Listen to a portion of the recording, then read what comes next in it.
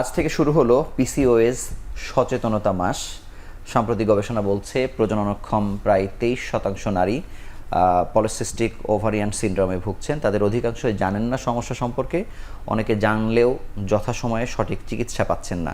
Hormone বার্তার আরোগ্য নিকেতনের আজকের বিষয় আমরা দিয়েছি পিসিওএস জানা অজানা। এ বিষয়ে কথা বলতে আমাদের স্টুডিওতে উপস্থিত হয়েছেন তিনজন বিশেষজ্ঞ।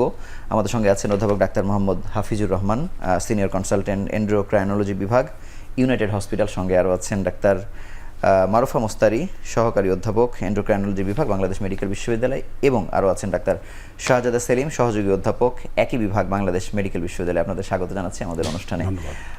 অনুষ্ঠানটি শুরু করবার আগে আপনাদের জানিয়ে দিতে চাই আমাদের এই অনুষ্ঠানটি সহযোগিতা করছে এসকে ফার্মাসিউটিক্যালস লিমিটেড।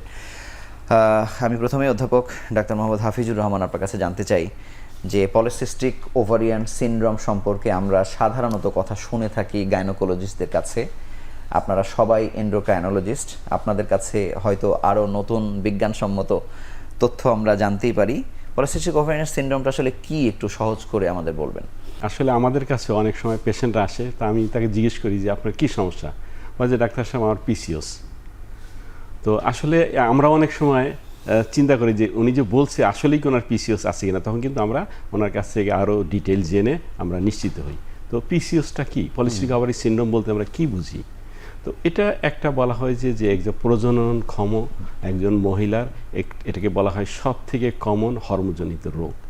তো এখানে কি হয়, এখানে তার কিছু উপসর্গ দেখা যায় যে বেশিরভাগে দেখা যায় যে তার মাসিকটা অনিয়মিত থাকে, শরীরে অ্যান্ড্রোজেনের প্রভাব বেশি হয়, এর জন্য মুখে অবাঞ্ছিত লোম হয়, তারপরে আমরা বলি যে একনি হতে পারে, এদের দেখা যায় ইনসুলিন রেজিস্ট্যান্স একটু বেশি থাকে, এবং এদের যদি আল্ট্রাসাউন্ড করি সাধারণত আমরা পলিসি ওভারিতে কিছু সিস্ট থাকে।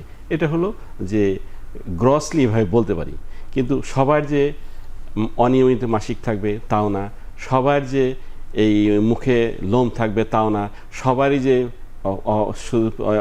সিস্ট থাকে ওভারিতে তাও না, আবার শুধু সিস্ট থাকলে থেকেই তাকে আমরা পলিসিস্টিক ওভারি বলবো তাও না, এর জন্য কিছু থাকতে পারে।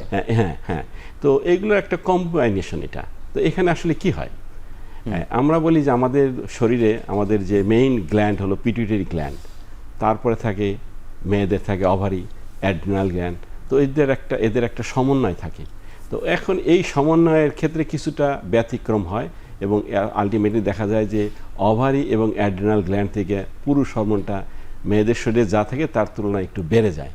এই পুরুষ হরমোন বাড়ার জন্য সে করে কি, যে তার যে এই ওভুলেশন, সে ওভুলেশনকে বাধা দেওয়ার জন্য ওইখানে ওভারিতে কিছু ছোট ছোট সিস্ট তৈরি হয়, এবং এদের দেখা যায় যে আমরা বলি যে এদের ইনসুলিনের কার্যক্ষমতাও কিছুটা কমে যায়।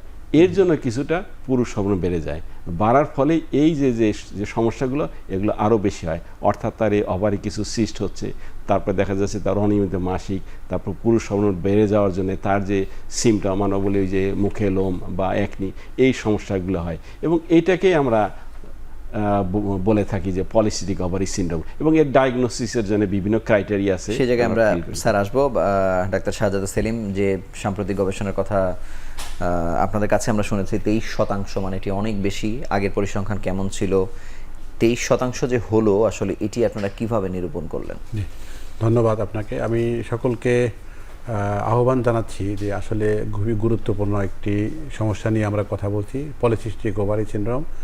আর গুরুত্বটা আরও প্রমাণিত হয় যখন মাসব্যাপী জনগণকে এই বিষয়ে তথ্য দেওয়ার জন্য সচেতনতা মাস হিসেবে আমরা রোগের ক্ষেত্রে দেখি দিনব্যাপী, সাপ্তাহিক এবং মাসিক দেখি আর কি। এটি খুব সামগ্রিক একটি সমস্যা। সামগ্রিক বলছি এই কারণে যে একটি দেশের একটি প্রজননক্ষম নারীদের 23%, মানে 4 জনে প্রায় 1 জন যদি এই সমস্যা আক্রান্ত হয়, তাহলে কিন্তু এটি বিশাল বড় একটি সমস্যা। এই সমস্যার ফলাফল কিন্তু আলটিমেটলি আরো মানুষকে কষ্টদায়ক পরিবেশে ফেলে। যেমন বাংলাদেশে যেভাবে বন্ধ্যাত্বের সেন্টার বাড়ছে, এর পিছনে কিন্তু সবচেয়ে বড় যদি কোনো সমস্যার হাত থাকে এর হাত। এখন আমরা যে গবেষণাটি করেছি, আমরা সারা দেশব্যাপী করার উদ্যোগ নিয়েছি। আমরা 2টি বিভাগ সম্পন্ন করেছি, সিলেট এবং ময়মনসিংহ বিভাগ। এখন সারা পৃথিবীতে এই পলিসিস্টিক ওভারি সিনড্রোম রোগটি শনাক্ত করার জন্য একটা আপডেট গাইডলাইন আছে। সেটার ভিত্তিতে যেমন প্রথমত হলো যে কারো মাসিক অনিয়মিত হচ্ছে কিনা, নাম্বার 1। শরীরে একটু আগে যে হাফিজ সাহেব যেটি বললেন যে পুরুষ হরমোনের আধিক্য থাকে, এটার বাহ্যিক কোনো প্রকাশ পাচ্ছে কিনা। যেমন মেয়েদের ক্ষেত্রে পুরুষালী লুম হতে পারে, হার্সুটিজম বলে যেটা, দাড়িগোপ হয়ে যাচ্ছে, অথবা চিপ লম্বা হয়ে যাচ্ছে, অথবা টাক ছেলেদের মতো পুরুষালী টাক হয়ে যাচ্ছে কিনা। আবার কারো কারো দেখা গেলো ইনসুলিন রেজিস্ট্যান্সের লক্ষণ দেখা দেয়, ঘাড়ের পিছনে বগলে এই জায়গায় একটা কালো কালো ভেলভেটি রং ধারণ করে। কারো কারো অত্যধিক ব্রণ হয়। কারো কারো দেখা গেলো যে এই শুরু থেকেই হয়তো মাসিক অনিয়মিত, কিন্তু কারো কারো শুরুতে ঠিক ছিল, 5-7 বছর পরে হয়তো কোনো এক সময় গিয়ে অনিয়মিত হচ্ছে। অনিয়মিতের ধরনটা কিন্তু এরকম যে হয় 21 দিনের আগে বা 35 দিনের পরে হচ্ছে। কারো কারো তীব্র ব্যথা হতে পারে, কারো কারো যে পরিমাণ রক্ত যেত সেটা অনেক কমে গিয়েছে। একই সাথে আমাদের কাছে যখন রুগীরা আসেন, এর মধ্যে কেউ কেউ দেখা গেল যে সন্তান নিতে গিয়ে ব্যর্থ হয়েছেন, কিন্তু এটা একটা গ্রুপ। আরেকটা গ্রুপ হলো সে দেখলো যে দিনে দিনে ওজন বেড়ে যাচ্ছে, সাথে সাথে চেহারা ছবি পুরুষার আকৃতি হচ্ছে। ওই বয়সে নারীদের যে নারী সুলভ কমনীয়তা থাকার কথা ছিল তার কিন্তু সেটি নেই। তো এটা এক একজন এক একভাবে আসে, কিন্তু গাইডলাইন অনুসারে আমাদের যদি মাসিক ঠিক থাকে আর শারীরিকভাবে পুরুষ হরমোনের আধিক্যের প্রমাণ থাকে, তাহলে আমরা ধরে নিতে পারি যে এটি পলিসিস্টিক ওভারি সিনড্রোম। এবং এর সাথে কিছু কিছু রোগ থাকে যেগুলোর একই রকম লক্ষণের কাছাকাছি লক্ষণ দেখা দিতে পারে। তো টেস্ট করা হয় ওগুলোকে ছাঁটাই করার জন্য। যেমন থাইরয়েড, হাইপোথাইরয়েড একটা সবচেয়ে বড় সমস্যা এখানে হতে পারে বাংলাদেশে।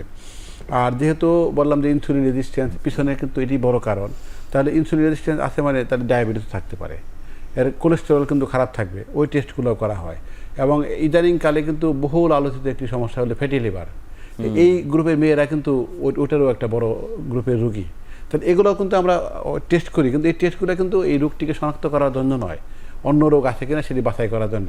তাহলে এটাকে যদি আমি খুব সহজ করে বলি, এখন যে আপডেট গাইডলাইন সেটা কিন্তু খুব সরল করে দিয়েছে যে কিছু কিছু রোগী কিন্তু উইদাউট এনি পরীক্ষা আমরা রোগ ধরে ফেলতে পারবো। আর যাদের দরকার হয় তাদের জন্য আমরা কিছু সুনির্দিষ্ট পরীক্ষা করতে পারি। যেমন এই পুরুষালী হরমোনের আধিক্য শারীরিকভাবে দেখে মনে হচ্ছে না অথবা সন্দেহ হচ্ছে, তবে আমরা কিন্তু তখন ওই টেস্টোস্টেরন হরমোন দেখতে পারি। আর মেয়েদের যে হরমোন এটা কিন্তু ইউজুয়ালি করা হয় না, কিন্তু এটা কিন্তু অনেকে ভুল করে করেন হয়তো, কিন্তু কোনো গাইডলাইন কিন্তু বলে নেয় যে এটি করে আমি রোগটি ধরতে পারবো। তো আলট্রাসোনোগ্রামের একটি রোল আছে, কিন্তু সেটিও 19 বছরের আগে আলট্রাসোনোগ্রাম করে বোঝা যাবে না, কারণ এই সময়ে ওই মেয়েদের ওভারিগুলো আলট্রাসোনোগ্রাম করে আমরা যেটা পেতে চাই, সাধারণ মানে যাদের রোগ নাই তাদেরও কিন্তু ওইরকম থাকতে পারে। তাহলে সেই অর্থে কিন্তু একদম গ্রামাঞ্চলে আমরা যদি গবেষণা করি রোগ অথবা চিকিৎসার জন্য রোগকে শনাক্ত করতে চাই, তাহলে এখনকার গাইডলাইন কিন্তু খুব যোগ উপযোগী এবং একদম সাশ্রয়ী মূল্যে সম্ভব সেটি। ধন্যবাদ ডাক্তার মারুফা মোস্তারি। আমি জানতে চাই যে আপনাদের স্যাম্পল সাইজটা কীরকম এবং যারাই আক্রান্ত হয়েছেন তাদের সিভিয়ারিটি কীরকম, একটা দুইটা সিমটম নাকি অনেকগুলো নিয়ে তারা জর্জরিত? আসলে এটা পুরা দেশব্যাপী এই স্টাডিটা করার কথা। আমরা দুইটা ডিভিশনে এখনো পর্যন্ত আমরা করতে পেরেছি। স্যাম্পল সাইজ টোটাল ছিল 650 পর্যন্ত। তো এখানে বেশিরভাগ রোগী, যে রোগীগুলো আমরা পেয়েছি তাদের ম্যাক্সিমাম 70 থেকে 80% রোগীরই মুখে অবাঞ্ছিত পশম ছিল। তাদের বয়স আনুমানিক আনুমানিক ওই যে এটা হচ্ছে 15 থেকে 45 এর মধ্যে, কিন্তু আছে যে এই এজের মধ্যে 15 থেকে 45 এর মধ্যেও কোনো অংশ বেশি, এর মধ্যেই হচ্ছে ইয়াং এজ মানে টিনেজ একটা অংশ আছে, আর ম্যাক্সিমাম 19 থেকে 30। আচ্ছা, এই সংখ্যাটা বেশি। আচ্ছা, এখন হচ্ছে যে মানে এদের সিভিয়ারিটিটা কার কেমন? সিভিয়ারিটি যারা এসেছে তাদের মধ্যে ম্যাক্সিমামেরই একই রকমই কমপ্লেইন ছিল, যে 3টা সমস্যা থাকে, যে অবাঞ্ছিত পশম, অনিয়মিত মাসিক, তারপরে ওয়েট বৃদ্ধি পাওয়া, এগুলা সবার মধ্যেই ছিল মোটামুটি। আর সবচেয়ে বেশি সমস্যা যেটা আছে ইরেগুলার সাইকেল, এটা সবচেয়ে বেশি। যারা বিবাহিত মেয়েরা ছিল তাদের মধ্যে কেউ কেউ ইনফার্টিলিটি বা সাবফার্টিলিটি সমস্যাটাও ছিল, আর কারো কারো রিকারেন্ট অ্যাবর্শনের সমস্যাটাও ছিল। তো রিপোর্টিভ এই যেই ধরনের কমপ্লিকেশনগুলো নিয়ে আসে, ম্যাক্সিমাম রোগীরাই যারা বিবাহিত ছিল তাদের এই ধরনের সমস্যাগুলো নিয়ে আসছে। এবং যারা আপনাদের কাছে এসছে তারাও তো কোথাও না কোথাও চিকিৎসা নিয়েছে নাকি তারা জানতোই না?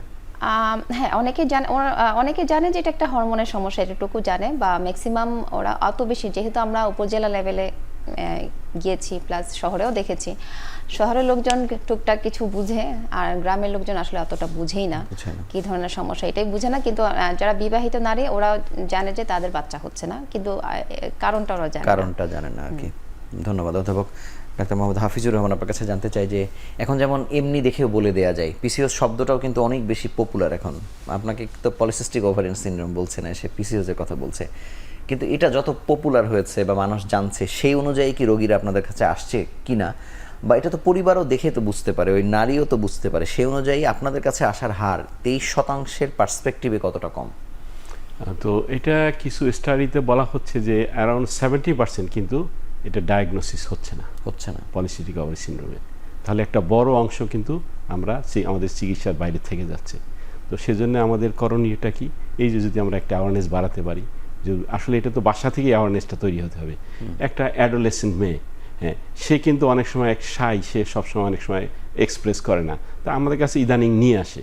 হ্যাঁ, আর আরেকটা হয় কি, এখানে একটা খুব মিসকনসেপশনটা কি, যে মানে এখন তো আমি বলবো যে অলিতে গলিতে আল্ট্রাসাউন্ডগ্রাম হচ্ছে, একটা কোয়ালিটি আল্ট্রাসাউন্ড অনেক সময় হয় না, এবং আল্ট্রাসাউন্ড দেখেই বলা হচ্ছে যে পলিসিস্টিক ওভারি সিনড্রোম, এবং বাচ্চার তার মাটা খুব চিন্তিত যে আমার মেয়েটা এরকম একটা প্রবলেম হয়ে গেল, আমাদের কাছে আসে, আমরা তখন বলি যে অ্যাবাউট বলা হচ্ছে যে 70% ক্ষেত্রে একটা আল্ট্রাসাউন্ড করলে পলিসিস্টিক পাওয়া যেতে পারে।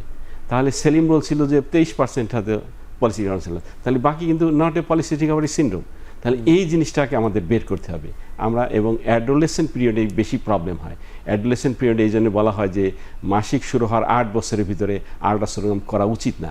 তো এখানে ফিজিওলজিক্যাল থাকে, এইখানে ডায়াগনোসিস করবো আমরা কীভাবে, যে তার দেখা যাবে যে অন্য যে সমস্যাগুলো, তা অনিয়মিত মাসিক, 2 নম্বর হলো যে এই যে আমরা বলি যে অ্যান্ড্রোজেনের প্রভাবের জন্যে তার মুখে যে অবাঞ্ছিত লোমগুলো এই একটু বেশি হচ্ছে, তার বল্ডনেস, মাথার চুল পড়ে যাচ্ছে, একনি, তারপরে দেখা যাচ্ছে যে স্বাস্থ্যটা বলা হয় যে প্রায় 60 to 80% দ্বারা ওবেজ থাকে এরা, স্বাস্থ্যটা বেশি, তারপরে ঘাড়ের চামড়াটা কালো হয়েছে, বগলের চামড়াটা কালো হয়ে যাচ্ছে। তো এই ক্লিনিক্যাল এই ফিচারগুলো খুব ইম্পর্টেন্ট।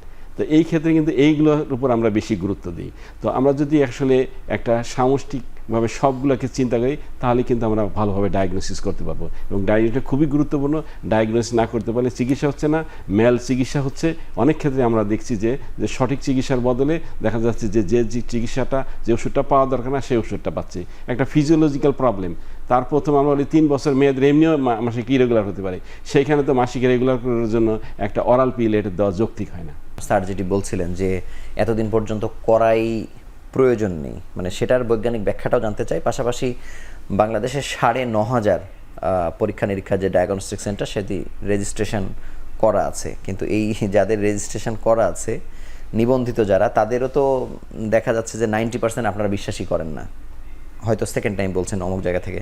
তাহলে কোথায় করাবে আর কোথায় করাবে না, এটাও একটু পরিষ্কার করবেন। এই রোগটি এখন যে গাইডলাইন মেনে আমরা চিকিৎসা করছি, রোগ শনাক্ত করছি, কারো কিন্তু রোগ শনাক্তকরণের জন্য কোনো পরীক্ষা দরকার নেই, বরং আমাদেরকে উল্টা বোঝাইতে হচ্ছে যে 19 বছর বা মাসিক শুরু হওয়ার পরবর্তী 8 বছর আপনি আল্ট্রাসোনোগ্রাম করবেন না, যদি অন্য কোনো কারণ না থাকে আল্ট্রাসোনোগ্রাম করার। করে 2টা সমস্যা তৈরি হবে। একটা হলো যে এই আল্ট্রাসোনোগ্রাম করে যে চেঞ্জটা দেখতে চাই, সেটার নাম হলো পলিসিস্টিক ওভারি মরফোলজি। তাহলে ওভারির শেপটা এমন হবে, আকারটা এমন হবে, যেটা পলিসিস্টিক ওভারিতে যেরকম অনেকগুলো সিস্ট থাকে অথবা ওভারি সাইজ বড় হয়ে যায় সেটা দেখা যাবে, কিন্তু এই বয়সে এটা স্বাভাবিকভাবেই থাকে। তাহলে এটা করে কিন্তু বাছাই করার কোনো সুযোগ থাকলো না আমার। তাহলে এই জন্য এটা করা উচিত না, যদি কোনো অন্য বাধ্যতামূলক কারণ না থাকে করবই না আমরা, প্রথম। দ্বিতীয় হলো আপনি যেটা বলছেন, এটা কিন্তু আমাদের জন্য একটু বিব্রতকর একটি অবস্থা। 2টা কারণে হয়। একটা হলো যেমন বড় সরকারি হাসপাতালগুলো, যেগুলো বড় বড় হাসপাতালের কথা বলি, যে যেমন আমাদের এখানে প্রায় 13,000 বহির্বিভাগে রোগী আসে। তাহলে সেখান থেকে যদি 700, 800, 900 রোগীকে প্রতিদিন আল্ট্রাসোনোগ্রাম করতে পাঠানো হয়, তাহলে আমাদের ওই বিভাগের সক্ষমতা কত? 100 জন। তাহলে ওরা যদি অনেক কষ্টে 150-200 জন করে, তাহলে কোয়ালিটি কত নেমে গেল, নাম্বার 1। নাম্বার 2 হলো এখন কিন্তু সারা পৃথিবীতে সকল পরীক্ষার ক্ষেত্রেই একজন লোক সকল পরীক্ষা করবে সেটা কিন্তু নয়। যেমন ধরেন, যদি আমরা এই ক্ষেত্রেই বলি, রেডিওলজির কথা বলি, তাহলে একজন সিটি স্ক্যানের দক্ষ হবেন, একজন এমআরআই দক্ষ হবেন, একজন আল্ট্রাসোনোগ্রামের দক্ষ হবেন, কিন্তু এখানে এসে আরেকটা ভাগ হয়ে যাবে। যারা আল্ট্রাসোনোগ্রামের ক্ষেত্রে যারা এগুলো করবেন, সে কিন্তু ফ্যাটি লিভার নিয়ে ওটা নাও করতে পারেন। আবার মনে করেন একজনের শুধু প্রেগনেন্সি প্রোফাইল দেখছেন, তাহলে সেটার জন্য বাংলাদেশে কিন্তু কিছু ডাক্তার আছে, উনি এটার বিষয়ে বিশেষ প্রশিক্ষণ প্রাপ্ত। তাহলে যদি আমরা কোনো আল্ট্রাসোনোগ্রামের লোক পাই যিনি আসলে পলিসিস্টিক ওভারি সিনড্রোমের জন্যই বিশেষভাবে প্রশিক্ষণপ্রাপ্ত, সেটা খুব ভালো হবে এবং এখন খুবই দরকার। যেহেতু যদি আমাদের এই স্টাডি যদি সারা দেশে এই 20 থেকে 30% দাঁড়ায়, তাহলে রোগীর সংখ্যা দাঁড়াবে 1.5 থেকে 2 কোটি।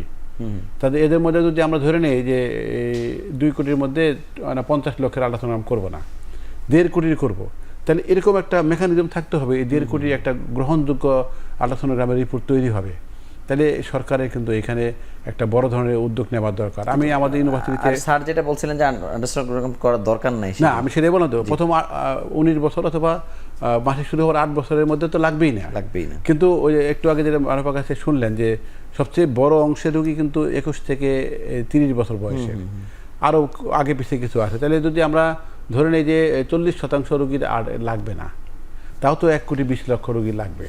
তাহলে এই 1 কোটি 20 লক্ষ রোগীর একটা গ্রহণযোগ্য পরীক্ষা দরকার। যারা আসলে আল্ট্রাসোনোগ্রাম করছেন বা ওষুধ দিয়ে ফেলছেন বা আপনাদের সাথে যাদের কোনো অ্যাফিলিয়েশন নাই, তাদের কাছে এই বার্তা পৌঁছানোর আপনাদের চিন্তা কি আসলে সোসাইটির? এটি কিন্তু আমরা চেষ্টা করছি। এই যে মাসটি শুরু হলো, এই মাসটি নিয়ে কিন্তু আমরা 3 ধরনের কর্মকাণ্ড করছি। তো এটি কিন্তু সারা দেশের সকল মানুষ, বিদেশ থেকে অনেকে শুনবেন, এদের মধ্যে ডাক্তার আছেন, ডাক্তার নাই, রোগী আছে, বিভিন্ন ধরনের মানুষ শুনবেন। আমরা কিন্তু শুধু ডাক্তারদেরকে কেন্দ্র করে ঢাকা এবং ঢাকার বাইরে অনেকগুলো প্রোগ্রাম করি এবং সেখানে আমরা সবসময় চেষ্টা করি যে সংশ্লিষ্ট সকল বিভাগ, যেমন গাইনি, রেডিওলজি, তারপরে শিশু বিভাগ এবং মানসিক রোগ বিভাগ, কিছু কিছু রোগী কার্ডিওলজির সাথে কার্ডিওভাস্কুলার রিস্ক বেড়ে যায়, এদেরকে যতটা পারা যায় যুক্ত করি। অথবা যখন আমরা সেমিনার করি, সেমিনারের স্পিকার বা গেস্ট হিসেবে ওনাদেরকে যুক্ত করি, কারণ সবাইকে তো টেনে আনা যাবে না। তাহলে কেউ যদি থাকে ওখানে প্রতিনিধিত্ব করে, তাহলে মেসেজগুলো কিন্তু ওখানের কাছে যাচ্ছে। আরেকটা হলো যে গবেষণাগুলোতেও আমরা চেষ্টা করছি যে গবেষণাগুলোতেও যারা যুক্ত, যেমন রেডিওলজি থেকে আমরা একজনকে নিচ্ছি আমাদের, তাহলে উনি কিন্তু আরও ইনডেপথ ওনার কনসেপশনটা হচ্ছে। আবার একজন গাইনির ডাক্তারও থাকছে, অন্যরাও থাকছে। এগুলো করে একটু যেই রোগের সাথে যারা যারা যুক্ত তাদেরকে সকলকে যখন যেখানে সুযোগ তৈরি হচ্ছে আমরা ওটা কাজে লাগাতে পারছি, যাতে উনিও ওনার কন্ট্রিবিউশন করতে পারেন। স্যার, আপনাকে অসংখ্য ধন্যবাদ। আমরা ছোট্ট একটি বিরতি নিয়ে আলোচনায় ফিরছি আবার।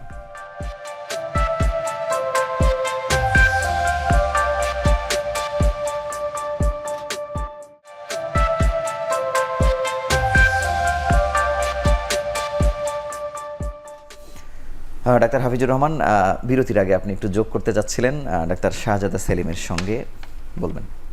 হ্যাঁ, তো যে জিনিসটা হচ্ছে সেটা হলো যে এই আল্ট্রাসোনোগ্রাম সম্বন্ধে আমি একটু বলতে চাচ্ছি। এটা যে আল্ট্রাসোনোগ্রামের আমরা একটা পলিসিস্টিক ওভারি সিনড্রোম কখন বলবো, কারণ এইখানেই ভুলটা হচ্ছে। আমরা দেখছি যে একটা আল্ট্রাসোনোগ্রাম করছে, এটা সাধারণত যে ট্রান্সঅ্যাবডোমিনাল আল্ট্রাসাউন্ড করা হচ্ছে, বলছে অনেকগুলো সিস্ট আছে, অনেক ক্ষেত্রে সাইজটাও দেওয়া হচ্ছে না। তাহলে এখানে কিন্তু একটা স্ট্যান্ডার্ড একটা প্রোটোকল আছে যে কখন আমরা পলিসিস্টিক ওভারি সিনড্রোম বলবো।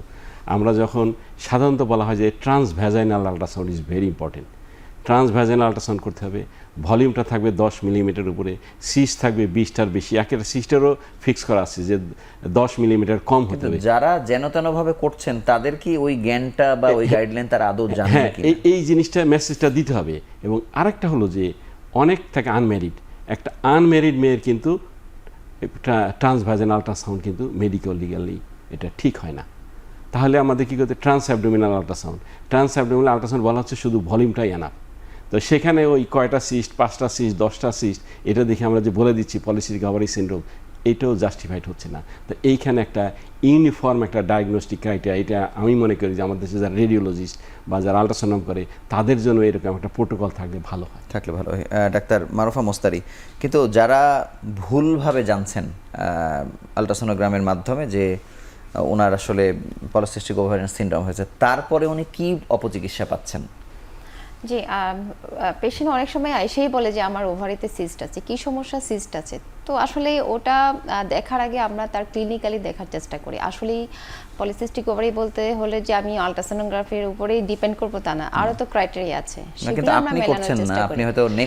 এখন অপচিকিৎসা তারা তো আসলে বিভিন্ন জায়গায় যে অপচিকিৎসার শিকার হচ্ছে, সেগুলো হচ্ছে বেসিক্যালি ওনারা পিল জাতীয় ওষুধগুলোই পেয়ে আসে বা প্রজেস্টেরন পেয়ে আসে, এই ধরনের ওষুধগুলো পায়। আরো কিছু কিছু ওষুধ মানে সেটা কি পিসিওএস এর আগেই তারা পায়? হ্যাঁ, পেয়ে আসে ওরা। মানে ওনার সিস্ট আছে, সিস্টের জন্য বিভিন্ন ভাবে বিভিন্ন জায়গায় যায়, সেইখান থেকেই পেয়ে আসে বেসিক্যালি।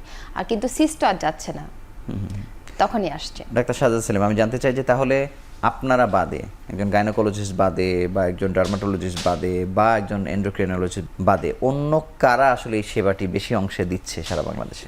এখানে কারা কারা? বাংলাদেশের সামাজিক পরিপ্রেক্ষিতে এটা খুব গুরুত্বপূর্ণ এটা যেহেতু একটি মেয়ে, তো মেয়েরা আমাদের এখানে অত বাদ বিচার না করে একজন মেয়ে মহিলা ডাক্তারের কাছে চলে যাচ্ছেন, বা একটা ওষুধের দোকানেও কখনো এটি কখনো বলছি। যাচ্ছে। আপনি যে ডাক্তার মারুফাকে প্রশ্ন করে উনি উত্তর দিয়েছে, আমি আরেকটা অ্যাঙ্গেল থেকে এটা বলতে চাই যে মেয়েটি মনে করুন 15-16 বছর বয়স, এরকম লক্ষণগুলো হয়তো ওভাবে, যেহেতু রুগীর খালা বড় বোন বা মা খেয়াল করেছেন, সেহেতু বৈজ্ঞানিকভাবে এটা জানেন না, কিন্তু ওনার মনে হয়েছে যে এই মাসিকের সমস্যা, তো তুমি এই ট্যাবলেটটা খাও।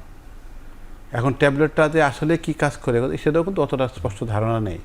উনি দুটা কারণে করতে পারেন, যে ওনার এই ধরনের সমস্যা হয়েছিল, ওনাকে আগে ডাক্তার চিকিৎসা দিয়েছে, অথবা উনি পরিচিত আরেকজনকে এই চিকিৎসা দেওয়া হয়ে গেছে। এইভাবে তো আসলে চিকিৎসা হওয়ার সুযোগ নাই। কিন্তু গুরুত্বপূর্ণ ঘটনাটা হলো যে কোনো হরমোন একটা ট্যাবলেট একদম পরিষ্কার ডায়াগনোসিস না করে খাবে, এটা কিন্তু খুব মারাত্মক ঘটনা হয়। আমি আজকে ওই বিষয়ে আলোচনা করবো না, পরে হয়তো এটা নিয়ে আমাদের আলোচনা করতেই হবে যে স্টেরয়েড জাতীয় ওষুধ মিস ইউজ কীভাবে হচ্ছে। সেটাও কিন্তু এক রুগী আরেক রুগীকে দেখেছে, অথবা আরেকজন ডাক্তার আরেক রুগীকে দিয়েছিল সেটা দেখেছে, অথবা পাড়ার দোকানদারের কাছে গিয়েছে, এটি কিছু লক্ষণ বলেছে, যে ওষুধটা দিয়ে দিয়েছে। এখানেও কিন্তু এই একই ঘটনা ঘটে, দোকানদারই হয়তো করে, অথবা রুগীর নিজের বোন পরিচিত কেউ একজন দিয়েছে, বা মা বা খালা কেউ দিয়েছে, দিয়ে এখানে কিন্তু একটা বড় উল্টাপাল্টা হয়ে গেছে। অনেকগুলো উল্টাপাল্টা ঘটনা ঘটতে পারে। একটা হলো তার যে মাসিকের যে সমস্যাটা মনে করেছিল সেটা উন্নতি হতে পারে, অবনতিও হতে পারে। কিন্তু আমরা যখন পরবর্তীতে ইভ্যালুয়েশন করতে যাব, হরমোনের যে কোনো ওষুধ একবার বাইরে থেকে যখন শরীরে ঢুকলো, খেলো বা ইঞ্জেকশন নিল, ভিতরে হরমোনের কিন্তু আগের অবস্থায় নেই, তারতম্য হয়ে গিয়েছে। আমাদের ওটা আবার ওয়াশ আউট হওয়ার জন্য অপেক্ষা করতে হচ্ছে, 3 মাস 4 মাস অপেক্ষা করতে হচ্ছে। তাহলে একটা বড় এই দিকে ঝামেলা হয়ে গেল। দ্বিতীয় হয়ে গেল যে কিছু কিছু হরমোনের যে ইফেক্টটা তৈরি হয়, এটা কিন্তু সহজে যায় না, আরও লম্বা সময় থেকে যায়। তাহলে এটা কিন্তু পরবর্তীতে আমাদেরকে ইভ্যালুয়েশন করার রাস্তাটা বন্ধ হয়ে গেল। এখন এটা যদি সারাংশ বলি যে এটা আসলে জনগণের কী করবে, তাহলে যদি হরমোনজনিত সমস্যা সন্দেহ হয়, তাহলে হরমোন বিশেষজ্ঞের কাছে যেতে হবে। তারপরে উনি এমন হতে পারে যে আমরা যেটা করি যে আমি রোগটি ধরলাম, আমার দিক থেকে এই চিকিৎসা, কিন্তু ওর মুখের লোমের জন্য আরেকজন ডাক্তারের চিকিৎসকের দিতে হবে। তাহলে তখন আমরা বলি যে আপনার এই ধরনের চিকিৎসা লাগবে, উনি চিকিৎসক, একজন ডার্মাটোলজিস্ট। ওনার হয়তো দেখা গেলো যে সিস্ট আছে, সিস্টটা কিন্তু পলিসিস্টিক ওভারি সিনড্রোম নয়, অন্য সিস্ট, তখন আমরা একজন গাইনি ডাক্তারের কাছে পাঠিয়ে দিই। এই একই রোগীর সাইকিয়াট্রিক কোনো সমস্যা থাকতে পারে, তাহলে একজন সাইকিয়াট্রিস্টের কাছে সমস্যার জন্য আমরা পরামর্শের জন্য পাঠিয়ে দিতে পারি। তাহলে এটা কি হবে, তাহলে আসার পরে অ্যাসেসমেন্ট করা হবে।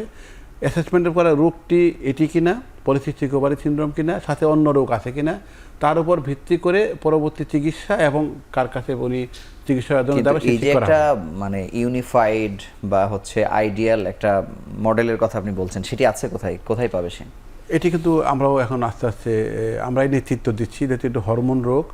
আমি খুব সেন্টেন্সটা খুব পরিষ্কার করে বলি যে প্রজননক্ষম নারীদের 1 নম্বর হরমোন রোগ হলো পলিসিস্টিক ওভারি সিনড্রোম। এটা কিন্তু হরমোন রোগী, যদি হরমোন রোগী হয় তাহলে হরমোন বিশেষজ্ঞই প্রাইমারি ফিজিশিয়ান হয়, প্রথম ডাক্তার হবেন। কিন্তু ওই যে আমরা কিন্তু একটু আগে যেটা বললাম যে কার ক্ষেত্রে কোথায় কত জায়গায় যেতে হবে, তাহলে সেক্ষেত্রে কিন্তু আমরা গাইড করতে পারি। এবং এটা কিন্তু সারা পৃথিবীতে একটা আদর্শ রেফারেল সিস্টেম আছে, কিন্তু বাংলাদেশে নাই। মানে গাইডেন্সটা শুরু হবে আপনার কাছ থেকে, কিন্তু সারা এটা কিন্তু আমরা বাধ্য, কিন্তু আমরা কিন্তু কাঠামো তৈরি করতে পারি না যে কোনো রুগী ইচ্ছা হলো একদম সবচেয়ে বিখ্যাত একজন রোগীকে দেখালো, পরে দেখা গেলো যে উনি ভাবছেন জ্বর, আসলে জ্বরও নাই। আবার একজন রোগী দেখা গেলো যে অতি জর্জরিত অবস্থা, খুব খারাপ অবস্থায় আছে, কিন্তু ওখানে যেতে পারছে না। এটা আসলে রেফারেল সিস্টেমের দুর্বলতার কারণে। যদি সত্যি সত্যি রেফারেল সিস্টেম তৈরি হয়ে যায়, এটা কিন্তু আমাদের আলোচনা করতে হবে না, ওখানেই যাবেন, উনি ওখান থেকে চলে যাবে, কিন্তু যেহেতু নাই আমাদের আলোচনা করতে হচ্ছে। হ্যাঁ, আমি অধ্যাপক হাফিজুর রহমান আপনার কাছে জানতে চাই যে এই যে সমস্যা বা একই সেন্টারে এতগুলো মানুষকে না পাওয়া, মানে এটা ওই জায়গাতে পৌঁছতে তো আপনাদের আসলে অনেক সময় লাগবে। বাংলাদেশে বিগত সময়ে আমরা দেখেছি যে এই যে অনলাইনে বা হচ্ছে মানে কোনোভাবে দূরতম রোগীদেরকে কানেক্ট করা, মানে এই জায়গাগুলোতে এরকম প্ল্যান তো আপনারা এখনো করেন নাই। মানে একটা আইডিয়াল সেন্টার যদি ঢাকায় থাকে, যেমন আপনার কমিউনিটি হেলথ ক্লিনিকের সাথে যে কানেকশনটা মানে টারশিয়ারি লেভেলের হাসপাতালের সাথে হয়েছিল, মানে সেই সংযোগ স্থাপন হলেও সেটি আসলে ওইভাবে ফ্লোরিশ করে। এখানে একটা মারুফা আমরা কাজটি শুরু করেছি, বিস্তারিত বলতে পারি অনলাইন সিস্টেম। প্লিজ। অনলাইন হচ্ছে, অনলাইনের ব্যাপারটা হচ্ছে আমরা কিন্তু ফলো আপ করে অনেক সময় অনলাইনে, বিশেষ করে যারা অনেক দূরে থাকেন, হ্যাঁ সেই ক্ষেত্রে আমরা অনলাইনে কিন্তু সেবা দিয়ে থাকি। আর এটার ভিত্তিতে আসলে তৈরি হয়েছিল কোভিডের সময় অনলাইন কনসালটেশনটা, ওই সময় আমরা কিন্তু অনলাইনে অনেক রোগী সেবা দিয়েছি। কিন্তু এই আপনি যেটা বলেছেন উপজেলা লেভেল থেকে কিভাবে কমিউনিকেট করবেন একজন বিশেষজ্ঞের সাথে, সেই সিস্টেম আসলে সরকারিভাবে তৈরি হতে হবে, সেটা এখনো পর্যন্ত তৈরি হয়নি। মানে হচ্ছে যে মানে গ্রামের ওই রোগীরও তো আসলে এরকম একটা ইউনিফাইড সেবা নেওয়ার তার একটা অধিকার আছে, মানে সেটা ওপিনিয়ন। এখন যেটা আমি একটু যোগ করি, এখন যেটা আমরা আগাচ্ছি, আমরা আমাদের এন্ডোক্রাইন সোসাইটির polycystic ovary syndrome task force আছে, যেটা কনভেনার হিসেবে ডাক্তার মারুফা কাজ করছেন। আমরা কিন্তু আপনার যে এই এখনকার যে প্রশ্নটা, এটা কিন্তু খুব গুরুত্বপূর্ণ, কারণ একজন রোগী পঞ্চগড়ে থাকেন, ভোলাতে থাকেন, এই রোগটি কিন্তু এমন না যে উনি কাহিল হয়ে গিয়ে হাসপাতালে ভর্তি হলে, এরকম না কিন্তু। মানে উনি তাহলে কিভাবে 1000 টাকা সেবা নিতে হ্যাঁ 50 টাকা খরচ করবেন, মাথামাতে কামান দাগার মতো হচ্ছে। তাহলে আমরা এখন যেটি করছি, আমরা ওই অ্যাপস ভিত্তিক কিছু স্ক্রিনিং সিস্টেম ওখানে ঢুকিয়ে দিব। তাহলে এটা কাজ শুরু হয়ে গেছে, কিন্তু যেহেতু এখনো ফাংশনিং নেই বলে আমরা ওভাবে এখনো, আমরা আশা করছি এটা ফাংশনিং হলে আরেকবার জানাবো। আমার মনে হয় যে মানে অ্যাপস তো একটা হচ্ছে খুব মানে একটা এলিট ব্যাপার আর কি, মানে অ্যাপস পর্যন্ত যাওয়ার মানুষ কিন্তু আমার গ্রাম না, ওটাকে আমি বলি, আপনি যেটা বলতে, কিন্তু দেখা যাচ্ছে ওই তথ্যটা যে অ্যাপস এর মাধ্যমে সে পাবে, এটা সোশ্যাল মিডিয়াতে আমি সেটাই বলছি। এখন যেটা আমাদের টার্গেট হলো কি, যে বাংলাদেশ কিন্তু পৃথিবীতে এত বেশি সংখ্যক স্মার্টফোন ব্যবহার করে, এরকম জনগণ কিন্তু খুব কম আছে। তাহলে আমরা ওখানে এটাকে মোবাইলে অ্যাভেলেবল করার চেষ্টা করব। করলে যাইলে হলে কি, যে মোবাইলে যদি অটোমেটিক চলে যায়, অনেকগুলো কিন্তু আপনি মেসেজ পিসিওস নামে একটা অ্যাপসও থাকে। হ্যাঁ, তাই ওই নামেই হচ্ছে, আমাদের পিসিওস নামেই হচ্ছে। ওটা যখন যাওয়ার পরে তাহলে ওখানে আমরা হয়তো পত্রিকাতে দিলাম, আপনাদের এখান থেকে প্রচার করলাম, তাহলে ওরা যারা জানে তারা জানলো, যারা না জানে তার কাছেও কিন্তু অটোমেটিক চলে যাবে।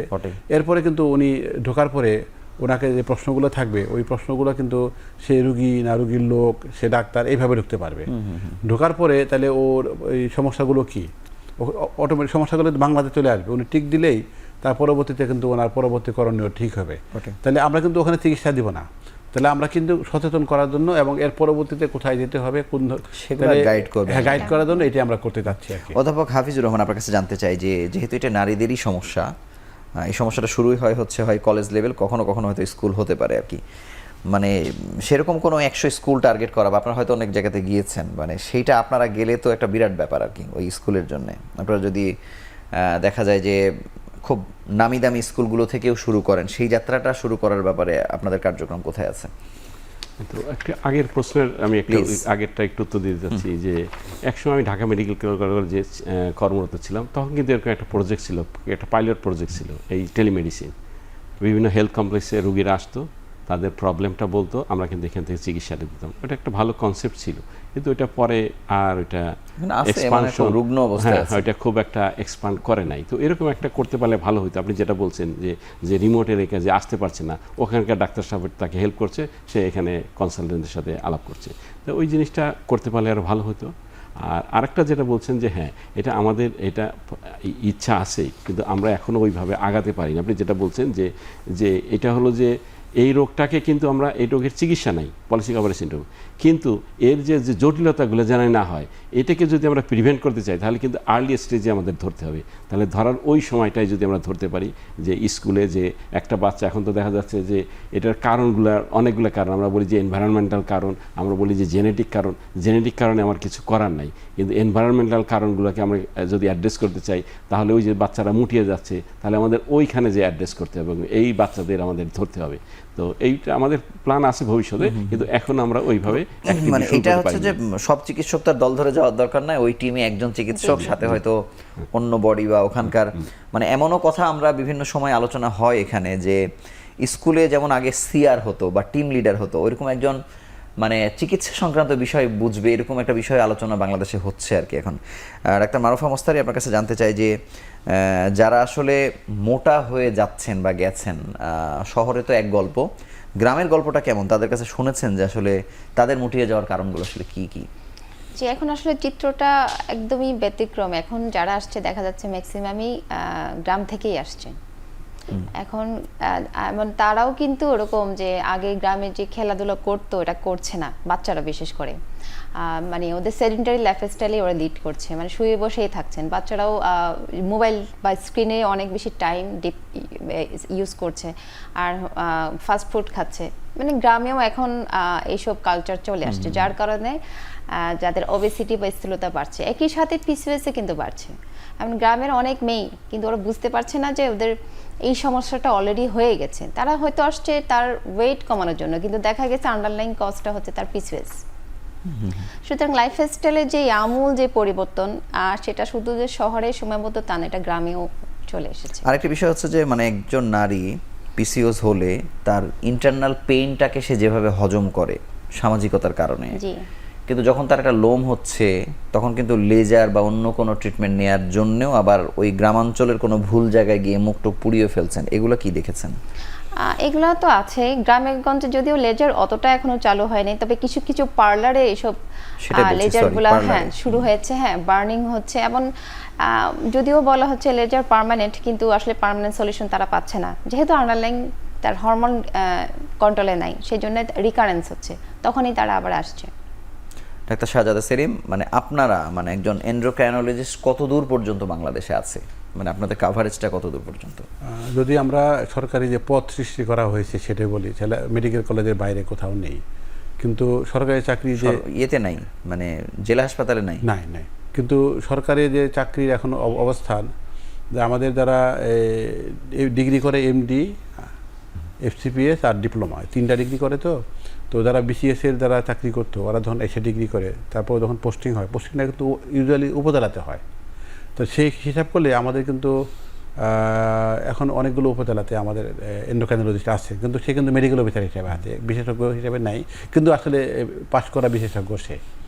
তো তাতে সুবিধাটা হলো যে ও তো এই সেবা দিতে পারবে, কিন্তু সরকার কিন্তু এই অবস্থা করে। আমরা সরকারকে অনেকগুলো স্টেপ আমরা শেষ করে রেখে দিয়েছি, যেমন এন্ডোক্রাইন ইনস্টিটিউটের জন্য জায়গা আমরা একদম কত টাকা লাগবে, কত জনবল, সব কিছু একদম মানে ফর্মালি একটা ফার্মকে দিয়ে করে সরকারকে দেওয়া আছে।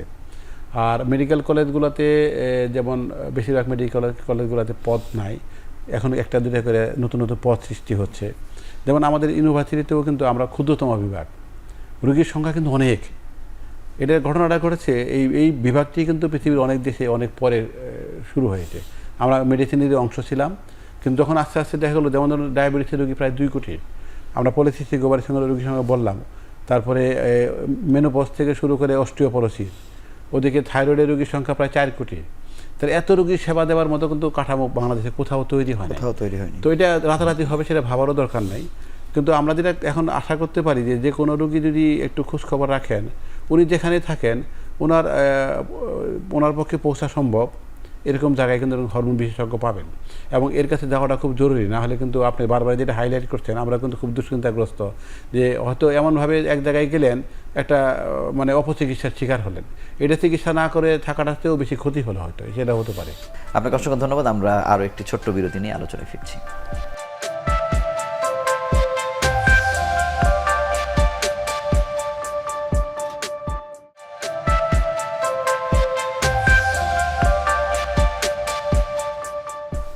অধ্যাপক হাফিজুর রহমান, আপনার কাছে জানতে চাই যে আসলে বাংলাদেশে যখন এরকম কোন একটি রোগ যখন একেবারে সীমানা ছাড়াই, তখনই আসলে ওই মডেল কিছুর একটা গল্প আসে আর কি। বাংলাদেশ মেডিকেল বিশ্ববিদ্যালয় ছাড়াও আপনাদের এই সোসাইটি যেহেতু এটি নিয়ে অনেক কাজ করছেন, টাস্ক ফোর্স পর্যন্ত করছেন, সোসাইটির সাথে এটি আলাদা করে গুরুত্ব পাচ্ছে পিসিওস, সেক্ষেত্রে ঢাকা মেডিকেল, বাংলাদেশ মেডিকেল বিশ্ববিদ্যালয় বা ইউনাইটেড কোথাও কি এরকম একটা ইউনিফাইড ক্লিনিক তৈরি করা যায় কিনা, যেটিকে মডেল হিসেবে দেখিয়ে তারপরে এটা আসলে অন্যান্য জায়গায় যাবে, সে ব্যাপারে আপনার কোনো ভেবেছেন? কিছু কিছু জায়গায় কিন্তু হয়েছে। জি, কোথায়? যেমন ঢাকা মেডিকেল কলেজ ওরা একটা পিসিওস ক্লিনিক করে, কিছু কিছু জায়গায় কিন্তু তারা করছে। আমি জানি না, হয়তো বঙ্গবন্ধু তো এরকম আছে পিসিওস, মানে এটাকে স্ট্রেস দেওয়ার জন্য যে এন্ডোক্রাইনোলজি অনেকগুলো টপিক, একটা থাইরয়েড ডিজিজ, ডায়াবেটিস ডিজিজ, তো এটাকে জানি এই ধরনের রুগীকে হয়তো একটা সপ্তাহে একটা বা দিন বা 2টা দিন সিলেক্ট করে যাকে হাইলাইট করা যায়, এটা কিন্তু করা হচ্ছে। হ্যাঁ, এটা করা হচ্ছে। তো একটা জিনিস হলো যে এখানে আমি একটু এটার সাথে রিলেটেডই যেটা মনে রাখতে হবে, যে এই যে কেন একটা এন্ডোক্রাইনোলজিস্টের কাছে রুগীটার কেন আসার প্রয়োজন। তো একটা পেশেন্ট পলিসিস্টিক ওভারি হচ্ছে, শুধু কি তার ওই সিস্টটাকে রিমুভ করা এটি কি তার প্রবলেম? তার প্রবলেম কিন্তু এটা না। এই যে পলিসিস্টিক ওভারি সিনড্রোম, এটা তো একটা এর সাথে কিন্তু অনেকগুলা আমরা মেটাবলিক রোগ, অনেকগুলো তার জটিলতা জড়িত, সেই জিনিসগুলো অ্যাড্রেস করতে হবে। এদের ডায়াবেটিস হওয়ার সম্ভাবনা, বলা হয় যে মেটাবলিক রোগ হওয়ার সম্ভাবনা দ্বিগুণ, তাদের ডায়াবেটিস হওয়ার সম্ভাবনা বেশি, ব্লাড প্রেশার বেড়ে যাওয়ার সম্ভাবনা বেশি, কোলেস্ট্রল বেড়ে যাওয়ার সম্ভাবনা বেশি, বলছিল যে ফ্যাটি লিভার হওয়ার সম্ভাবনা বেশি। আমরা আরেকটা বলি যে ওজনের বেড়ে যায়, যার জন্য এই অবস্থা কি স্লিপ অ্যাপনিয়া হয়। এদের দেখা যায় যে ওই যে ইউটেরাইন ক্যান্সারের রিস্কটা বেশি, এদের হার্ট ডিজিজ, স্ট্রোকের রিস্ক বেশি, মানে আপনি যদি অ্যাংজাইটি, ডিপ্রেশন, অনেকগুলা ডিজিজ। 100% আপনাদের রোল কত ভাগ? এটা তো আমি তো মনে করি যে হ্যাঁ, একটা ঠিক আছে, একটা blood pressure patient, blood pressure হলে যে তাকে কার্ডিওলজি দেখাতে হচ্ছে তা কিন্তু না, একটা পর্যায়ে যে দেখা যায়। কিন্তু প্রাথমিক চিকিৎসা তো আমি মনে করি যে একটা হলো যে রোগটাকে ডায়াগনোসিস করা, রোগের এন্ডোক্রাইন, অন্য আরও কারণ আছে, যে একটা মাসিক ইরেগুলার মাসিক, তারপরে হার্সুটিজম, এই যে অবাঞ্ছিত লোক, মানে আমি কারণগুলোকে বের করা। শতাংশটা বলছি যে মানে এটা কি 60-70 ভাগ মানে আপনাদের এরিয়াতে প্রবলেম? আমি তো মনে করি তাই হবে, আমি তো মনে করি তাই হবে, যে এটা না হলে কিন্তু আমরা ওই যে বললাম যে তার যে এই যে কোমরবিড ডিজিজগুলোকে আমরা অ্যাড্রেস করতে পারবো না। এটা খুবই গুরুত্বপূর্ণ। আমি একটু যোগ করি, কিন্তু আমি আপনাকে সাথে আরেকটা প্রশ্ন দিয়ে দিতে চাই, সেটা হচ্ছে যে মানে এটার ওষুধের রোল যতটুকু, যেমন উচ্চ রক্তচাপের ক্ষেত্রে আপনি লাইফ লং ওষুধ খেতে হচ্ছে, ডায়াবেটিসের ক্ষেত্রেও খাচ্ছে, মানে এই ওষুধ কি এমন পর্যায়ের এত বিস্তৃত যেটি আসলে গভর্নমেন্টেরও সহযোগিতা লাগতে পারে, নাকি ওষুধের রোল আসলে খুবই কম? ঠিক আছে, আসি আগে একটু সূত্র ধরে আসি। একটা রোগী আসছে, একটু আগে যেমন বলছিলাম যে কন্ট্রাসেপটিভ পিলের কথা, কিন্তু মারুফা দিয়ে উদাহরণ দিল, ওইটাকে আমি আরেকটু অন্যভাবে বলি। সে মেয়েটি খুব তার মানে খুব মানসিক চাপের মধ্যে আছে, কারণ ছেলেদের মতো লোম হয়ে যাচ্ছে। তারপরে সে একজন ডাক্তারের কাছে গেলে উনি লোম দূর করে দিলেন, তারপরে দেখা গেলো কিছুদিন পরে আবারও হচ্ছে। তাহলে এই ঘটনাটা কি হচ্ছে? ঘটনা হলো যে আপনি যে প্রশ্নটা আগে করলেন যে আমাদের রোল কতটুকু, রোগটি শনাক্ত করতে হবে, কেন হয়েছে সেটিকে আইডেন্টিফাই করে চিকিৎসা ওখান থেকে শুরু করতে হবে। তাহলে যে প্যাথোফিজিওলজি রোগটি করেছে ওটাকে আগে হিট করতে হবে, না হলে কিন্তু ওই যে খালি গাছের ডালে ডালে ঘুরলাম, গোড়া কিন্তু নষ্ট হয়ে গেছে, খেয়ালই করলাম মতো আর কি। এই ক্ষেত্রে ওষুধের কথা খুব ভালো বলছেন, এটা আমরা কিন্তু সবসময় হাইলাইট করতে চাই। এটা কিন্তু হরমোনের রোগের সাথে সাথে যে মেটাবলিক ডিজিজ, মানে এটা কিন্তু লাইফস্টাইল ডিজিজ। তাহলে চিকিৎসা শুরু হবে জীবনযাপন ব্যবস্থাপনাকে ঠিক করে। যেমন এদের অধিকাংশের ওজন বেশি, তাহলে ওর ওই বয়সে টার্গেট বডি ওয়েট মানে ওজন কত থাকা উচিত সেটাকে বুঝতে হবে। কিন্তু ওজন যদি ঠিক থাকে তবুও কিন্তু জীবনযাপনের ব্যবস্থাপনার গুরুত্ব তখনও থাকবে। সেটি হলো সঠিক খাদ্য ব্যবস্থাপনা, এবং এখন যেটি দাঁড়িয়ে গেছে যে এই শারীরিক শ্রমহীনতা, এটিকে দূর করতে হবে। মানে ওই বয়সে একটা ছেলে একটা মেয়ে যথেষ্ট শারীরিক পরিশ্রম করার কথা, কিন্তু আসলে কিন্তু বাস্তবে করছে না। আরেকটি হলো এখন আমাদের জন্য খুব মাথা ব্যথার কারণ হয়ে দাঁড়িয়েছে screen time. Mobile, laptop, desktop বা টেলিভিশন, কোনোভাবে 2 ঘন্টা পার হতে পারবে না এটি। কিন্তু আপনি এমনও দেখবেন যে আশেপাশে আপনি যদি 4 ঘন্টা সময় একসাথে কাটান, দেখবেন যে 3.5 ঘন্টা সময় সে মোবাইলের দিকে তাকিয়েছে। 2 ঘন্টাও তো স্যার অনেক। হ্যাঁ, আমাদের কখনো কখনো গড়ে 3-4 ঘন্টা চলে আসে। তাহলে এটাকে যদি আমরা পরিবর্তন করতে চাই পারি, তাহলে কিন্তু মূল কাজটি হয়ে গিয়েছে আমাদের। তারপর যে ওষুধই দেওয়া হোক, সকল ওষুধই কিন্তু ইউজুয়ালি একটা নির্দিষ্ট সময়ের জন্য দেওয়া হয়। যেমন যদি আমরা কন্ট্রাসেপটিভ পিল দিই, আমরা আশা করি 6 থেকে 7 মাসের মধ্যে বন্ধ করে দিতে পারবো। যদি ডায়াবেটিস না হয়ে থাকে, প্রি ডায়াবেটিস থাকে, এদের ক্ষেত্রে খুব আশাব্যঞ্জক তথ্য হলো লাইফস্টাইল মডিফিকেশন, কিছু কিছু ক্ষেত্রে মেটফরমিন জাতীয় ওষুধ দিয়ে দ্রুত ওষুধ বন্ধ করে ফেলা যায়। তাহলে এই ক্ষেত্রে সরকারের প্রচারণা, চিকিৎসা, এই রোগ শনাক্তকরণের ক্ষেত্রে যতটা ভূমিকা দরকার, ওষুধের ক্ষেত্রে ততটা ভূমিকা দরকার নাই কিন্তু এখানে। কিন্তু একটি জিনিস যেটা হয় যে যাদেরকে আমরা জীবনযাপন ব্যবস্থাপনা ঠিক করে নিয়ে আসি, কিছুদিন পরে আবারও আগের অবস্থায় ফিরে যান। মানে একটু উন্নতি হলে, আমাদের যা স্বভাব আর কি, একটু উন্নতি হলেই আমি যা করছিলাম সেটি না করে আবার যে খারাপ প্র্যাকটিসগুলো আমার ছিল ওগুলোতে ফিরে যাচ্ছি, সমস্যাটা আবার হয়তো আগের তুলনায় আরো বেশি হয়ে চলে আসবে। শুনছে এই সংখ্যা কেমন? শুনছে, কথা মানছে, এই সংখ্যা তো আছে। এটি সুনির্দিষ্ট গবেষণা নেই, কিন্তু আমরা এটি গবেষণা আসলে করতে পারি যে যদি আমরা এর কমপ্লায়েন্স কতটুকু, এটি হলো রোগের তীব্রতার উপর নির্ভর করে। যেমন ধরুন একটা কাপড় এসেছে, বাচ্চা হচ্ছে না, সেই জন্য উনি 100% শুনবেন। মাসিক হচ্ছে না, ওষুধ শুরু করলাম, প্রথম 1 মাস 100%, দ্বিতীয় মাস 50%, তৃতীয় মাসে গিয়ে 25%, এরপরে উনি লস্ট ফলো আপ, মানে যে এইভাবে হয়ে যাচ্ছে আর কি। যে পড়ে গেছেন সিস্টেমের ভিতরে সে আসলে সবই মানবে। আপনাকে ধন্যবাদ। আমরা শেষ বিরতি নিয়ে আলোচনায় ফিরছি আবার।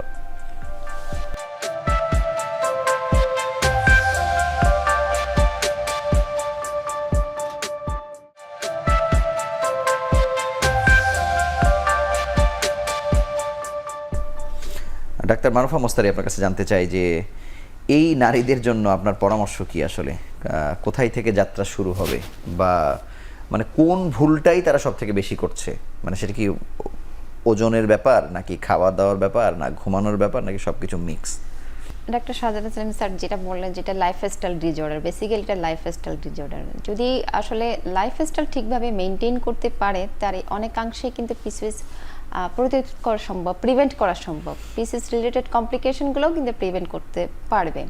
এখন পিসিওএস কখন জানবে বা কিভাবে সতর্ক হবে? আসলে ইরেগুলার সাইকেল বা অনিয়মিত মাসিক হলে প্রথমে আসলে একজন হরমোন বিশেষজ্ঞের সাথে যোগাযোগ করা কিন্তু উচিত। এখানে তো মানে ওই এই ইরেগুলার হওয়া মানেই তো তিনি সবার আগে একজন গাইনোকোলজিস্টের কাছে যাচ্ছেন মূলত আর হ্যাঁ, কি। জি, জি, জি। কিন্তু সেখানে গিয়ে তো তিনি কতটুকু সেবা পাচ্ছেন, মানে সেটা আমি জানতে চাই। অবশ্যই পাচ্ছেন, মানে সেখানেও মানে কিছু ব্যত্যয় ঘটছে কিনা, বা পূর্ণাঙ্গ চিকিৎসাটা তিনি পাচ্ছেন কিনা? আর সেই ক্ষেত্রে হয়তো পূর্ণাঙ্গ চিকিৎসাটা অ্যাজ এ হোল পাচ্ছে না ওনারা, যেহেতু পিরিয়ডটা ইরেগুলার, এটাকে জাস্ট ওটাকে রেগুলার করার ফোকাসে থাকেন। কিন্তু আন্ডারলাইং যে হরমোনাল ইমব্যালেন্স, ম্যাক্সিমাম ক্ষেত্রে যে ইনসুলিন রেজিস্ট্যান্স থাকে বা আদার ইস্যু থাকে, বা কোনো ক্ষেত্রে অন্যান্য ডিজিজও এক্সক্লুড করার ব্যাপার থাকে, সেগুলো কোনো ক্ষেত্রে হচ্ছে না আর কি। অধ্যাপক হাফিজুর রহমান, আপনার কাছে জানবো যে বাংলাদেশের খুব ভাইব্রেন্ট একটি সোসাইটির নাম হচ্ছে ওজিএসবি। তারা যে কত কাজ করেন তার কোনো সীমানা নাই। আপনাদের সাথে তাদের এই একটা কমন গ্রাউন্ডে বা একই সঙ্গে যদি আপনি বলেন স্কিনের যারা আছেন তাদেরও তো সোসাইটি আছে, যদিও একটু অত বেশি ভাইব্রেন্ট না বোধ হয়, মানে এই তিনটা লেয়ারে আপনাদের যোগাযোগ কেমন? না, একটা জিনিস যে না, আমরা কিন্তু চেষ্টা করি, হ্যাঁ, যে হয়তো এই যে আমাদের পলিসিস্টিক ওভারি সিনড্রোম বা আমরা যে মেনোপজাল কোনো প্রোগ্রাম যখন আমরা করি, আমরা কিন্তু চেষ্টা করি ইনভলভ করতে। এখানেও এমন হতে পারে যে তিন সোসাইটির একেবারে শীর্ষদেরকে নিয়ে একটা প্রোগ্রামও হতে পারে, আমরাই সেই যোগাযোগটা স্থাপন করলাম, হতে পারে। কিন্তু হ্যাঁ, এটাও একটা ভালো এটা আমরা কিন্তু করি আমাদের প্রোগ্রামগুলো। আমাদের যে স্পেসিফিক প্রোগ্রামগুলো থাকে, যেমন পিসিওসের জন্য প্রোগ্রাম, মেনোপজের জন্য প্রোগ্রাম, সেখানে কিন্তু আমরা চেষ্টা করি, যেমন পিসিওস আমরা চেষ্টা করি একজন আমরা কিন্তু এটা করেছি এর আগে, একজন ডার্মাটোলজিস্টের তার অপিনিয়নটা আমরা জানতে চাই যে উনি কীভাবে এই রোগটাকে দেখছেন, একজন গাইনোকোলজিস্ট উনি কীভাবে দেখছেন। হ্যাঁ, তবে এটা ঠিক যে হয়তো এরকম সোসাইটি, এরকম অর্গানাইজেশন আছে, কিন্তু এরকম যে সবাইকে নিয়ে এন্ডোক্রাইনোলজি, গাইনোকোলজি, ডার্মাটোলজি নিয়ে যে একটা এরকম একটা exclusive society for management of PCOS এরকম না, হতে পারে। হ্যাঁ, এরকম হলে এটা ভালো হতো, কারণ এটা দরকার আছে। তো এই ফাঁকে সেখানে রোগীও থাকতে পারে। আমরা এসএলএর ক্ষেত্রে বাংলাদেশ মেডিকেল বিশ্ববিদ্যালয়ে দেখি যে একটা বড় গ্রুপ, তাদের সোসাইটি, তাদের ফেসবুক গ্রুপ, সব জায়গাতে তারা কানেক্টেড আছেন। পৃথিবীর কোথাও একটা নতুন গাইডলাইন আসলে ওখানে তথ্যটা চলে আসছে, মানে ওই জায়গায় তো চিন্তা করা যায়। হ্যাঁ, না, এটা দরকার, খুবই দরকার। না হলে যে আপনি যেটা বলছেন যে এটা ঠিকই যে পেশেন্টরা প্রথমেই গাইনোকোলজিস্টের কাছে যাচ্ছেন। হ্যাঁ, তো উনি তো একজন গাইনোকোলজিস্ট, মানে যাবেই, এটা তার সহজাত প্রবৃত্তি হিসেবে ঠিকই আছে, যাবে। এবং উনি কিন্তু উনি একজন মেডিসিনও ডাক্তার, উনি একজন সার্জন, ওনার উপর অনেক লোড, তাই না? কিন্তু এই রোগের পিসিওসের ক্ষেত্রে কিন্তু আমরা যেমন রোগীদের আসে একটা প্রশ্ন থাকে যে ডাক্তার সাহেব আমার পিসিওস ভালো হয়, এমন একটা ওষুধ দেন যে আমি আর পিসিওস একদম ভালো হয়ে যায়। তখন আমি তাদের বলি যে এখন পর্যন্ত সারা পৃথিবীতে এত রিসার্চ, এত কিছু হচ্ছে, এখন তো এরকম একটা ওষুধ আবিষ্কার হয় নাই যে পিসিওস ভালো হয়ে যাবে। কিন্তু এই ব্যাপারে সবাই একমত যে আমরা যদি ডায়েট কন্ট্রোল এবং এক্সারসাইজ করি, আমরা যদি লাইফস্টাইল মডিফিকেশন করি, তাহলে কিন্তু আমরা অনেকটা ভালো থাকতে পারবো। তাহলে এই জিনিসটা কিন্তু প্রথমে আমাদের হাইলাইট করতে হবে।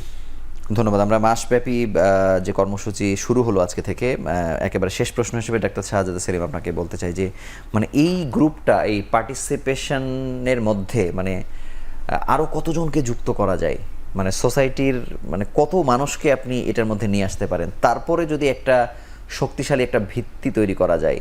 আমার মনে হয় যে এটি এক সময় এখানে কোনো সেলিব্রিটিও থাকতে পারে আর কি, মানে এটাকে কিভাবে মানুষের কাছে নেওয়া যায়, কত সহজে পৌঁছা যায়, কারণ আপনাকে কোটি মানুষ পার হতে হবে। সেটাই আমি যদি এভাবে বলি যে এখানে যারা স্টেক হোল্ডার, তাহলে আমরা যেমন সেবাদাতা, তাহলে সরকারের কিন্তু একটা দায়বদ্ধতা আছে, সরকারের স্বাস্থ্য মন্ত্রণালয়, স্বাস্থ্য অধিদপ্তরের একটা দায়বদ্ধতা আছে। তাহলে সেবাদাতাতে তারা দুই রকম, একটা হলো প্রশাসনিক, আর একটা হলো সরাসরি সেবাদাতা গ্রুপের মধ্যে আছে। আর মেইন তো রুগীরা, এখন সকল রুগীর পরিবারকে যুক্ত করতে পারি, আমরা রুগীকে যুক্ত করতে পারি। এবং এখানে যেহেতু ওই বারন্ত মেয়েরাই প্রধানত কিন্তু স্কুল, কলেজ, ইউনিভার্সিটি পড়ুয়া মেয়েরা, তাহলে ওই প্রতিষ্ঠানগুলোকে যুক্ত করতে পারি, তাহলে সবচেয়ে বেশি ফলপ্রসূ আমরা হতে পারবো আশা করি। তাহলে মোটা দাগে যদি বলি, এই যে আমরা এন্ডোক্রাইনোলজিস্ট, আরও 5টা ডিসিপ্লিন কমপক্ষে যুক্ত হবে, gynaecology, dermatology, radiology, psychiatry, cardiology, paediatrics. কারণ এরা কিন্তু বাংলাদেশে তো একমাত্র দেশ যেখানে এদের 17 পর্যন্ত শিশু, তাহলে শিশু বিভাগে যুক্ত হবে। তাহলে এগুলো যুক্ত, একদিকে পরিবারের বিশাল সাপোর্ট লাগে, কারণ 16-17 বছরের একটা মেয়েকে দিয়ে আমি যাই পরামর্শ দিই ও ঠিকঠাক মেনে চলবে এই আশা করা কিন্তু ঠিক নাই যদি তার মা বা অন্য কেউ সাপোর্ট না দেয়। আবার যদি শিক্ষা প্রতিষ্ঠানে আছে তারও যদি সাপোর্ট না করে পারবে না। তাহলে একটা ফোরাম এমন হতে হবে যে আমরা হয়তো নেতৃত্ব দিলাম কিন্তু সকলকেই সেখানে ধারণ করতে পারতে হবে, এবং আমাদের একটা লক্ষ্য থাকবে যে আমরা এইভাবে আগাবো, এবং সকলের বোধগম্যভাবে মেসেজগুলো দিতে হবে, এবং তাদের সমস্যাগুলোকে, তাদের ইনপুটগুলোকে আবার অ্যাড্রেস করে করে আগাতে হবে। আমরা কিন্তু যে অ্যাপস ভিত্তিক মানে অনলাইন অ্যাক্টিভিটি চালু করতে চাচ্ছি, আমাদের মাথায় কিন্তু এটা আছে যে সকল গ্রুপই ওখানে তাদের মতামত দিবেন, প্রশ্ন করতে পারবেন এবং সকলে উত্তরও দিতে পারবেন। তাহলে যেমন সকল উত্তর আমাকে দেওয়ার দরকার নাই, দেখা গেল একজন ওখানে তিনি উত্তর পেয়ে ডার্মাটোলজি দিয়ে দিলেন, অথবা একজন রোগী, অভিজ্ঞ রোগী, তিনিও বলছেন যে আমার এরকম হয়েছিল, আমি এরকম করেছিলাম। সেটা যদি সঠিক হয় তাহলে আমরা বলি হ্যাঁ ওনারটা ঠিক আছে, এটাই মেনে চলেন, সেটাও কিন্তু হতে পারে। আর জীবনযাপনের ক্ষেত্রে যেটা হয়, আমি ঢাকাতে থেকে আমি কিন্তু বলতে পারবো না যে সুনামগঞ্জের একটা মেয়ে তার প্রাত্যহিক জীবন কেমন হবে। তাহলে ওখান থেকে যদি কেউ একজন বলে তাহলে সেটা কিন্তু আরও বেশি পারফেক্ট হবে। তাহলে এই ফোরামটা ওদেরও কিন্তু কথা বলার একটা ভয়েস তৈরি করে দিতে পারবে। বটে। আপনাকে ধন্যবাদ, আপনাদের তিনজনকেই চমৎকার করে আমাদের বিশ্লেষণে অংশ নেবার জন্য আন্তরিকভাবে অভিনন্দন জানাচ্ছি। ধন্যবাদ। আজ থেকে বাংলাদেশ টানা 30 দিন মাসব্যাপী কথা বলবে পলিসিস্টিক ওভারিয়ান সিনড্রোম নিয়ে। কিন্তু যত কথা আমরা বলবো আপনারা শুনছেন কিনা বা মনোযোগ দিয়ে শুনছেন কিনা, আপনার সমস্যার সাথে সেটি মিলছে কিনা, সেটি যদি মিলে যায় বিশেষজ্ঞ চিকিৎসকের কাছে এসেই সমস্যা সমাধানের চেষ্টা করুন। আমরা একদিন কোটি মানুষের কাছে যেমন পৌঁছে যাব, আমরা প্রত্যাশা করি যে পলিসিস্টিক ওভারিয়ান সিনড্রোমকে আমরা জয় করব, সেই প্রত্যাশায় আজকের মতো বিদায় নিচ্ছি। ভালো থাকুন, সুস্থ থাকুন।